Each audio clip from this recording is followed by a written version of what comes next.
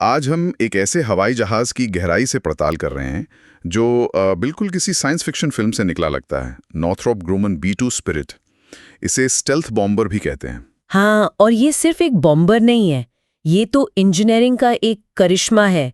मतलब गुप्त तकनीक और दुनिया में ताकत दिखाने का एक बहुत बड़ा जरिया।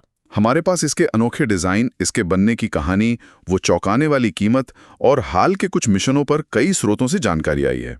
तो आइए जरा समझते हैं इस B-2 स्पिरिट को, क्या खास है इसमें। देखिए, इसकी सबसे पहली और खास पहचान है इसका फ्लाइंग विंग डिजाइन।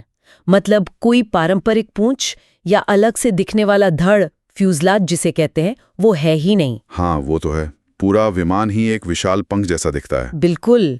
और ये अनोखी बनावट ये रडार की तरंगों को इस तरह से बिखेर देती है कि इसे पकड़ना बहुत बहुत मुश्किल हो जाता है। मैंने भी पढ़ा था कि इसकी जो किनारे हैं, एजेस, उनको कम करने पर खास ध्यान दिया गया था ताकि रडार सिग्नल वापस डिटेक्टर तक ना जाए।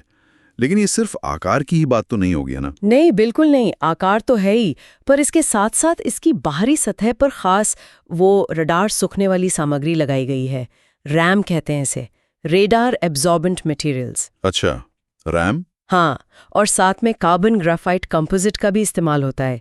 ये परतें क्या करती हैं, या तो रडार तरंगों को सोख लेती हैं या फिर भटका देती हैं। तो नतीजा क्या होता है इसका? रडार पर कैसा दिखता है ये? नतीजा ये कि रडार स्क्रीन पर ये सिर्फ, आप यकीन नहीं करेंगे, 0.1 वर्ग मीटर का दिखता है। क्या?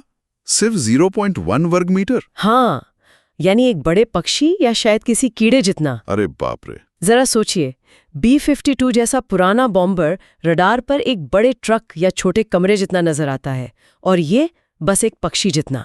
ये तो वाकई कमाल की इंजीनियरिंग है। अच्छा, और इंजन, उनसे निकलने वाली गर्मी का क्या? Infrared signature? हाँ, उसका भी इंतजाम है। इसके 4 जनरल इलेक्ट्रिक F118 इंजन है, वो भी पंखों के अंदर गहराई में छिपाए गए हैं, और उनसे जो गर्म धुआं निकलता है, एग्जॉस्ट, उसे विमान के ऊपरी हिस्से से छोड़ा जाता है, वो भी ठंडा करके। ऊपर से? हाँ, ताकि नीचे से डिटेक्ट ना हो। बिल्कुल, ताकि नीचे जमीन पर मौजूद इंफ्रारेड सेंसर्स भी धोखा खा जाए। और इसमें आफ्टरबर्नर भी नहीं है, क्योंकि वो बहुत ज्यादा गर्मी पैदा करते हैं। सुना ऐसे संभाल कर रखना भी कोई आसान काम नहीं है? आसान बिल्कुल नहीं, बहुत ज्यादा देखभाल चाहिए। इसकी जो स्टील्थ कोटिंग है ना, जो इसे अदृश्य बनाती है, वो काफी नाजुक होती है, मौसम से, नमी से खराब हो सकती है। इसलिए इसे हमेशा खास क्लाइमेट कंट्रोल वाले हैंगर में रखना पड़ता है। अच्छा। B-2SS कहते हैं उन्हें, B-2 शेल्टर सिस्टम। हर उड़ान के बाद कोटिंग की पूरी जांच और मरम्मत जरूरी होती है। तो ठीक है, ये रडार से बच गया, इंफ्रारेड से बच गया, पर जब ये दुश्मन के इलाके में पहुंच जाता है तब इसकी असली ताकत, मतलब हथियार वगैरह, कितना नुकसान पहुंचा सकता है? हाँ, अदृश्य होने के साथ साथ ये बहुत घातक भी है। इसके अंदर 2 बॉम्बे हैं, और उनमें ये करीब 18,000 किलोग्राम तक हथियार ले जा सकता है। 18,000 किलो? हाँ, इसमें पारंपरिक बम भी हो सकते हैं, जैसे 80 JDAM बम। JDM यानी वो GPS वाले? वही, जो सैटेलाइट की मदद से एकदम सटीक निशाना लगाते हैं। और परमाणु बम भी ले जा सकता है, जैसे 16 B-61 या B-83 न्यूक्लियर बम। और मैंने सुना है एक खास तरह का बम भी ले जा सकता है, कुछ बंकर बस्टर जैसा। हाँ, आप मैसिव ऑर्डिनेंस पेनिट्रेटर यानी MOP की बात कर रहे हैं। ये करीब 14,000 किलो का भारी भरकम बम है। 14,000 किलो का एक बम? जी, और ये जमीन के बहुत नीचे बने मजबूत बंकरों को तबाह करने के लिए बनाया गया है। ये लगभग 180 फीट कंक्रीट या 120 फीट चट्टान भेद सकता है। बाप रे, 180 फीट कंक्रीट! और B-2 ऐसे 2 MOP बम ले जा सकता है। फिलहाल B-2 ही ऐसा विमान है जो इन्हें गिराने में सक्षम है। 2 मॉफ बम? ये तो जबरदस्त है। और इतने हथियारों के साथ क्या ये दुनिया में कहीं भी पहुंच सकता है? इसकी रेंज कितनी है? रेंज भी कमाल की है। बिना दोबारा ईंधन भरे, मतलब बिना रीफ्यूलिंग के, ये 11,000 किलोमीटर से ज्यादा उड़ सकता है। 11,000 किलोमीटर? हाँ, और अगर हवा में रिफ्यूलिंग कर ली जाए तब पर ये सचमुच दुनिया के किसी भी कोने तक पहुंच सकता है।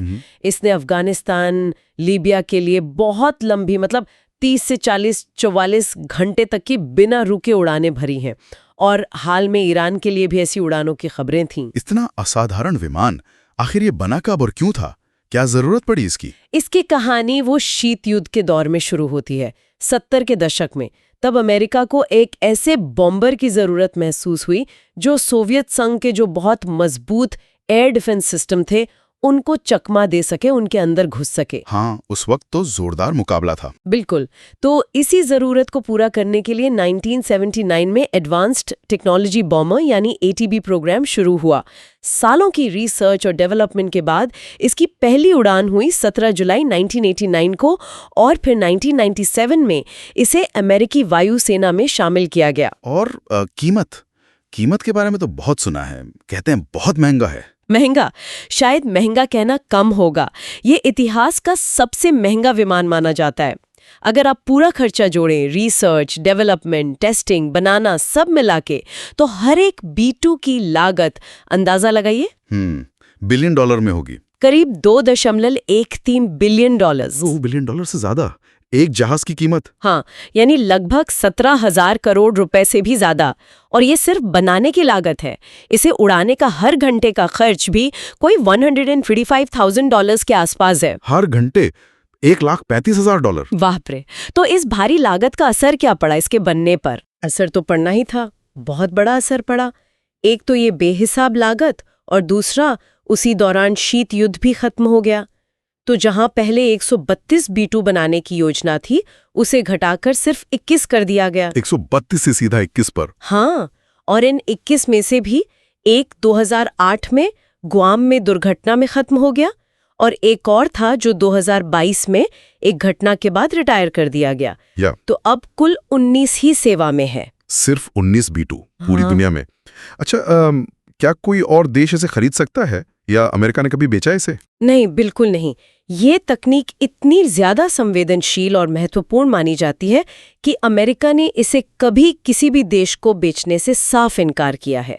यहाँ तक कि अपने करीबी सहयोगियों जैसे इजराइल ने भी मांगा था, पर नहीं दिया गया। इस पर कड़े कानूनी प्रतिबंध भी हैं।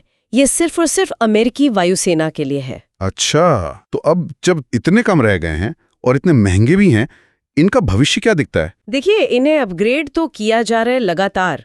अभी एक स्पिरिट रेल्म 1 प्रोग्राम चल रहा है जिसमें नए कम्युनिकेशन सिस्टम वगैरह लग रहे हैं, लेकिन अमेरिकी वायुसेना की योजना इन्हें 2032 तक धीरे धीरे सेवा से हटाने की है। 2032 तक रिटायर? तो फिर इनकी जगह कौन लेगा? कोई नया स्टिल्थ बॉम्बर? हाँ, बिल्कुल।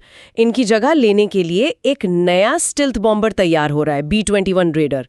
दावा तो यही है कि ये B2 जितनी या शायद उससे भी बेहतर क्षमताएं देगा, लेकिन काफी कम लागत में।